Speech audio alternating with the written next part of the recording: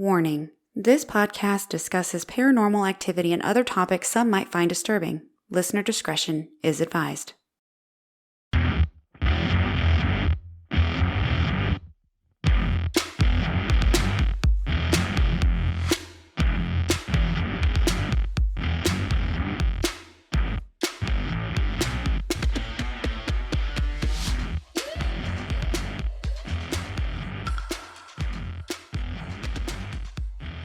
Hello everyone. I am your host, Ashley, and welcome to Ghost Gossip. I have missed you. How is your summer going? Anyone else's lights coming on and off in your house? Anybody? Just me? Okay, cool. Just me. All jokes aside, we got home yesterday. We took a day trip, just my husband and I, to Charleston. And when we got home, our sunroom light was on. And what's funny is I had a feeling it was going to come on. I didn't say anything, but usually I do tell my husband, I think we're going to have some activity. And then usually it happens. But this time I didn't say anything. I think it was just a little bit of intuition, just because every single time we go to Charleston, South Carolina, when we get home, that light is on. I don't know why. I can assume it's because we put our dogs in there. It goes to the backyard and they come and go through the dog door. And so we close the doors to block the rest of their entry to the house so they're not roaming the house while we're gone. And I always like to think that my resident ghosties have a little bit of an affinity for my dogs and they don't like them being left with the lights off, so they turn them on for them. But that might just be me being a little bit, hopeful or imagination run wild or whatever you want to call it. But it was funny because the storms were moving in and we were trying to get home before the storms actually hit our area where we live. And we live about 3 hours from Charleston. So we were trying to get back, and I went and I have a video live stream in the room so I can watch my dogs. People, why do you have cameras in your house? Is it for your kids? Is it for security? I like to watch my dogs, so I know I'm not the only one. So anyway, I'm checking in on my dogs to make sure my littlest dog, Mandy, is not demolishing my house because she has extreme storm anxiety. And I saw the light was on, and I had checked on them about 3 or 4 hours before, and the light was not on. So for whatever reason, the first video that I checked in on them did not save. It just did not save. And I'm not sure why, but the second video, I made sure that it saved. So just, some interesting things going on. In full transparency, if you are new here, hello, welcome. I have lights that come on and off in my house, and there's no rhyme or reason to them. But to be fully transparent, the light and the fan that's controlled in the sunroom, they're controlled by switches and a remote. So there is potential that it's picking up a frequency from somewhere, but also in full transparency, every single fan in my entire house is controlled by light switches and remotes. And this is the only fan and light that has this issue. We have walked around the neighborhood. I know this sounds crazy. I am that crazy neighbor, guys. I am the crazy neighbor that is walking around the neighborhood with a remote trying to turn other people's lights on just to see. I have two neighbors who are relatively close to my back room, but then again, they're relatively close to other lights in my house. And I walked around pointing, and I know I can't see everything in their house, but I figured if they are, let me preface, if they are controlling my one light, then I should be able to control a light of theirs. And it has to be relatively close to the exterior wall of the house. So that's my theory. I walked around the neighborhood, nothing. So I don't know. It could be. My husband was a firm believer of the frequency and the remote issue for a very long time, but he has been experiencing more than he ever has, and now he's just not sure. He told me the other day, it is just unnerving that when he opens his eyes, the closet light will come on the moment he opens his eyes. And I have experienced that as well. But he seems to be experiencing this more now. So I'm like, yeah, I can't explain it. So it's just one of those things. It's really cool for us. And we have accepted it as just part of how we live. And here we are. We like to think we share residency, and we're all living in harmony right now. It's all nice. There is a date coming up of some importance to my resident ghostie, and it's his birthday. His birthday is on July 5th. So today is July 2nd, and that's actually my ex-husband's birthday. So happy birthday to my ex-husband. But on July 5th is our resident ghostie's actual birthday. So I'm interested to see if that date has any bearing on the activity. I did not know his birthday last year, but I did some research this year and did discover that he was born on July 5th.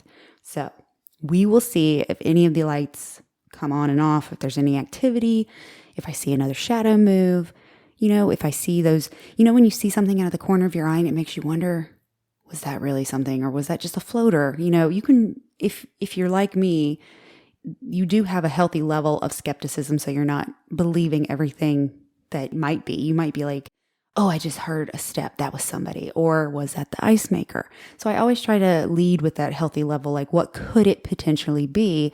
And then when I'm left with nothing at the end, that's when I'm like, okay, I can't explain that. There is no explanation. What's up, ghostie? That's usually what I do. What's up, ghostie? But anyway, moving on. One more thing. On my last episode, I shared about my earliest experiences about the ghost dog, the dog that was not mine. And what's really cool is that happened when I was about 13 years old. And I have not really talked about that one experience in a very long time. And, it's one of those things I never really talked about to begin with. I just started being open about my paranormal experiences and my empathetic ways and my intuition and some of my premonitions like recently, because I feel more comfortable now that I'm older and I don't really care what people think of me. So I'm more comfortable talking about some of those things that I've kept quiet all these years. But what's so funny is before I shared that story, my dad hasn't talked about it either. And we were at a birthday dinner for my mom, sitting there. And this was literally 3 days after I recorded, 1 day after I shared my podcast story. And he, out of the blue, said, do you remember that time that we all had that ghost experience all together? And I kind of looked at him and I was like, which one? Because I'm thinking, is there another one I don't know about? Tell me. And he's like, no, the one with the dog. You remember that? And he told me the exact same story that I told you. And I just stood there. My husband was with me and we just stared at him because he hadn't talked about that in years. And it's just one of those moments that blew me away, that I had just shared the story and now he was telling me that story and telling my other family members. So I thought that was really cool. It was very validating for me to hear him tell me the same story that I told you. So it made me feel really good.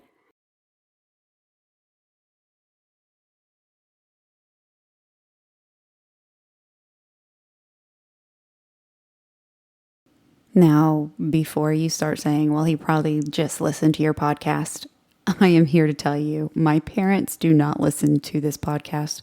They are not podcast people. So there's, he would tell me like, hey, Ash, I heard your podcast, but he didn't.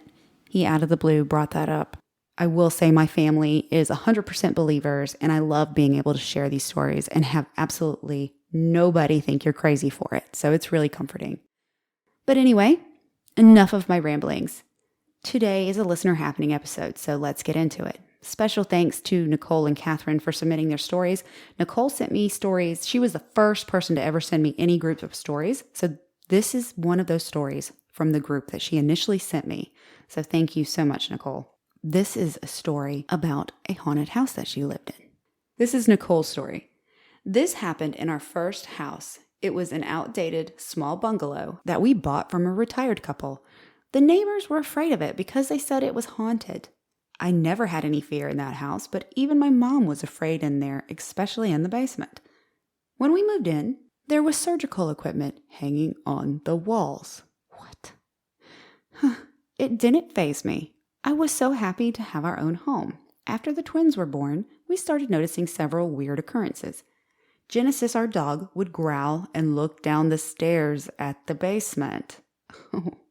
Oh, I just got chills. His fur would become pilo erect, but he wouldn't actually go down and look. One time I was on the phone with my mom. Eddie had Rose and I had London in my arms. There was an infant rocking seat in the middle of the floor in front of us.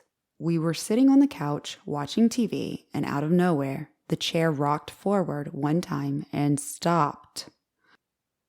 The windows were closed, and no cats or anyone was around. If it was the wind or something that bumped into it, it would have continued to rock until it slowly slowed down and stopped. Instead, it just rocked forward once, and that was it. Eddie jumped up and looked under the couch for an explanation, but could never explain it. Another time I was home alone with the twins and videotaping them on the floor. I was tickling them and they were laughing. If you listen back to the video, you can hear someone say, "Aww." It sounded like a man's voice. I didn't show many people because they wouldn't believe me. They could have said I made it up with a voice behind the camera, but that wasn't the case. It was real.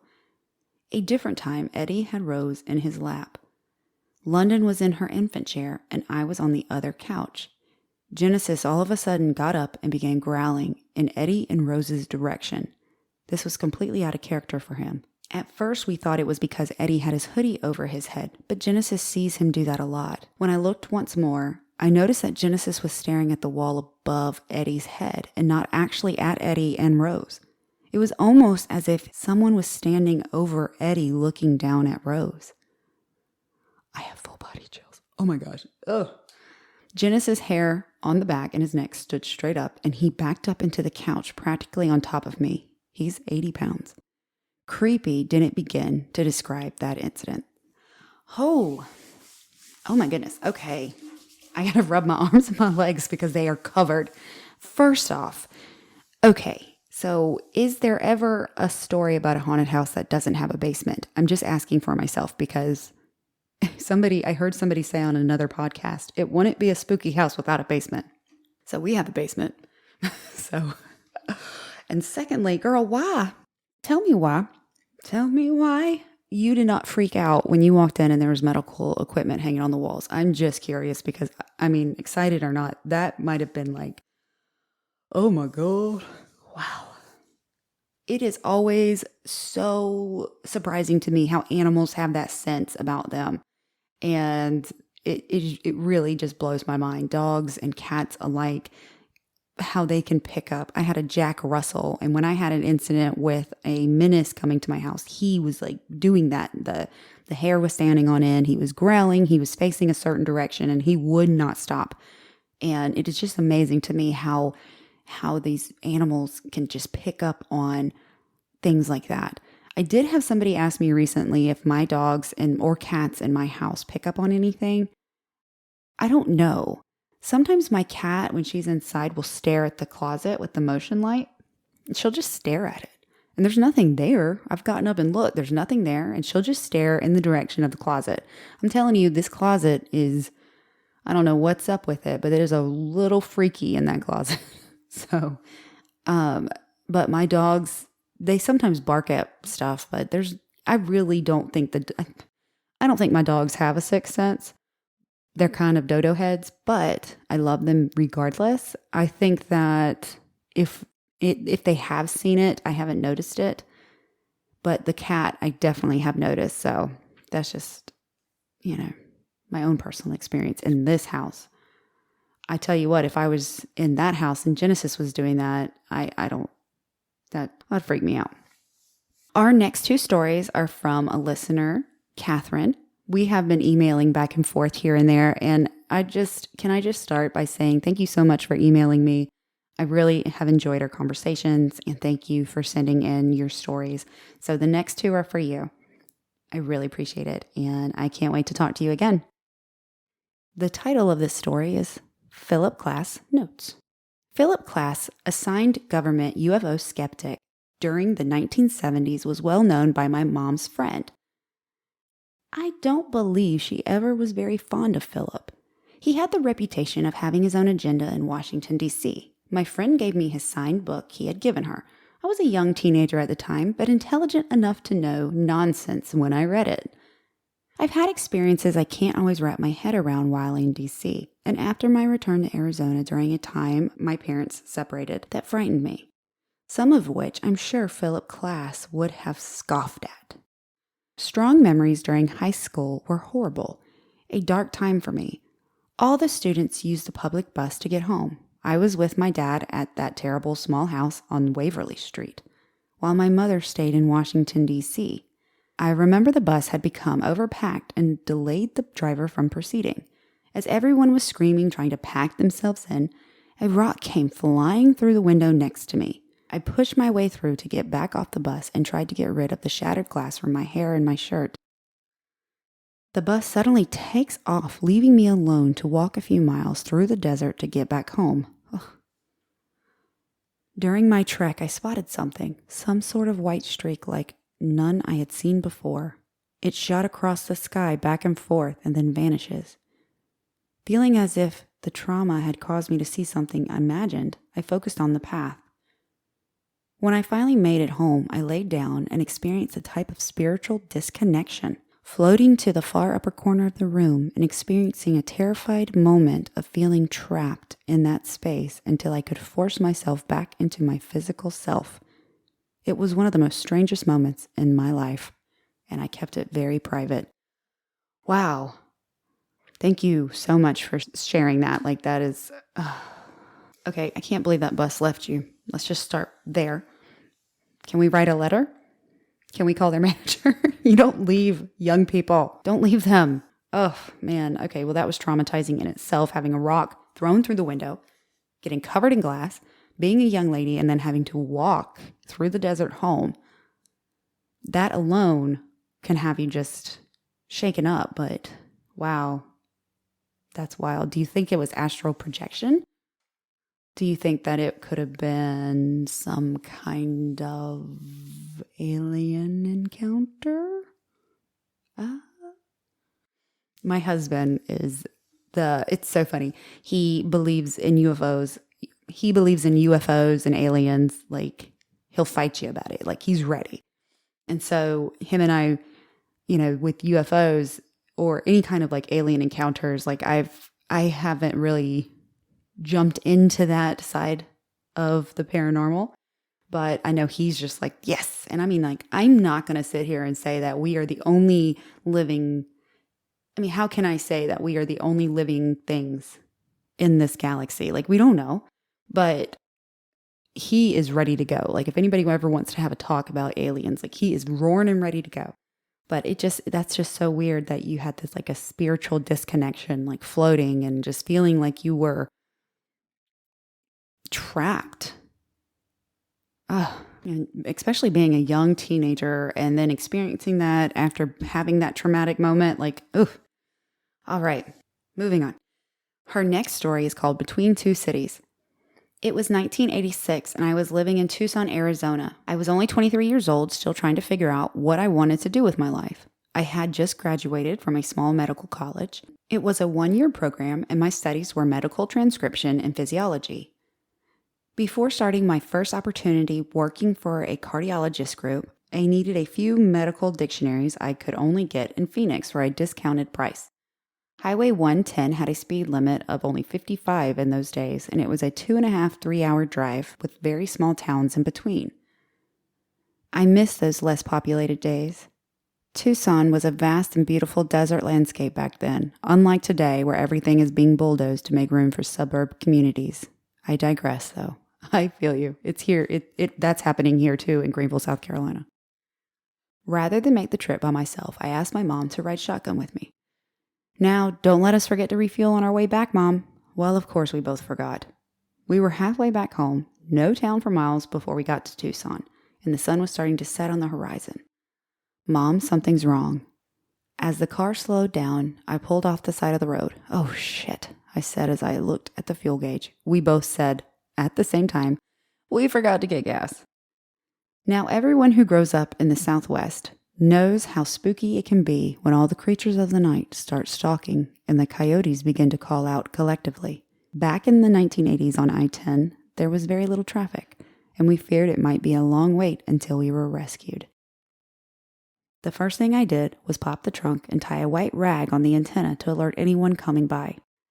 Not more than 10 minutes went by when a black Ford Bronco pulled in front of us. This rather chunky, happy-go-lucky man hops out and asks if we need help. "Hi, I'm John. Can I help you, ladies?" "Are you kidding me?" "Yes," we proclaimed.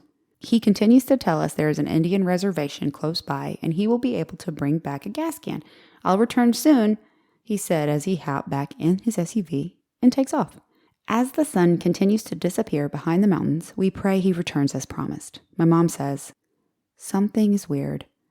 "What do you mean?" I say. Mom responds, "This is going to sound crazy and my eyes must be tired," but he almost seemed to glide more than he walked because of how quickly he moved.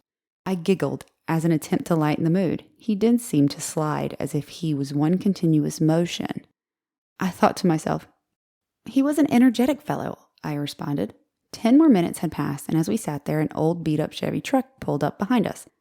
The driver, a disheveled hippie, started approaching us. We panicked. He looked a bit menacing. As he approached our car, he began pulling something out of his pocket. My worst fear seemed to be manifesting itself. As we winced, we saw he was holding a wallet flipped open, displaying a badge. "Thanks for nearly giving us a heart attack, dude. I'm Deputy Rodriguez. Can I be of any assistance?" An undercover law enforcement officer? What are the odds? At the very moment we were explaining our predicament, the black Bronco pulls back. We were all sort of stunned because he seemed to appear out of nowhere. It had only been approximately 15 minutes he had been gone. Introductions were made. John moved incredibly swift as he filled up our tank. Mom said, "Let me write a check to show our appreciation." He pulled out a piece of paper from his pocket, held it up, and said, "You can make it out to this person." On the paper was the written word Jesus. Mom nervously laughed and said, "Well, okay." Before we knew it, he was back in his Bronco, flying down the highway. The deputy looked confused when we told him we had only been there about 15 minutes. He then said, "The nearest reservation is an hour's drive from here. There's no way he could have made it back that quickly." I like to think that that was our angel. It was one of those moments I like to humorously say. It felt like as if the universe was tilting. There was something that could only be described as ethereal. I was feeling an astrophic static. Maybe I was just tired, or maybe a certain set of circumstances happened by influences we can only sense if we choose.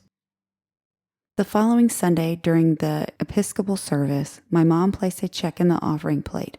Written on the memo line, it said, "To Jesus, for John." As she tucked it under the other bills, she looked at me and winked. I smiled. That was great.